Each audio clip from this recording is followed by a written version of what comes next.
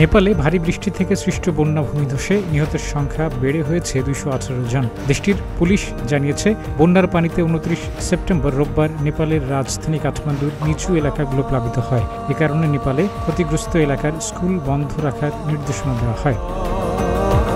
বার্তা সংস্থা এএফপির প্রতিবেদনে বলা হয়েছে, দক্ষিণ এশিয়ার অন্যান্য দেশের মতো নেপালেও জুন থেকে সেপ্টেম্বরে বর্ষা মৌসুমে ভারী বৃষ্টি, বন্যা ও ভূমিধসের ঘটনা ঘটে। তবে বিশ্লেষকরা বলছেন, জলবায়ু পরিবর্তনের কারণে এ ধরনের প্রাকৃতিক দুর্যোগের মাত্রা ও তীব্রতা বেড়ে চলছে।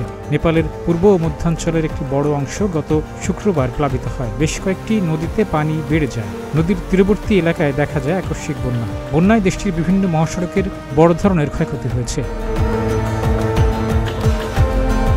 কোনো গণমাধ্যমে নিহতের সংখ্যা এখনও 200 ছাড়ায়নি বলে জানানো হয়েছে। ক্ষতিগ্রস্ত এলাকায় অনুসন্ধান ও উদ্ধার তৎপরতা চলছে। মৃতের সংখ্যা আরও বাড়তে পারে। কাঠমান্ডু উপত্যকায় শনিবার সকাল পর্যন্ত একদিনের বৃষ্টিপাতের রেকর্ড করা হয়েছে 240 মিলিমিটার। 1970 সালের পর এটি রাজধানীতে রেকর্ড করা সর্বোচ্চ বৃষ্টিপাত। নেপালের ভূমিধস ও বন্যায় বেঁচে যাওয়ারা অভিযোগ করেছেন, উদ্ধার কাজে সরকার গাফিলতি করছে।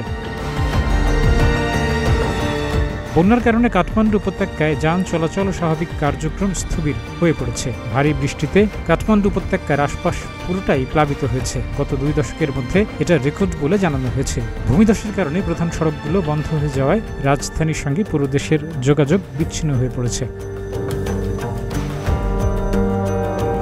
ডেস্ক রিপোর্ট, প্রতিদিনের বাংলাদেশ।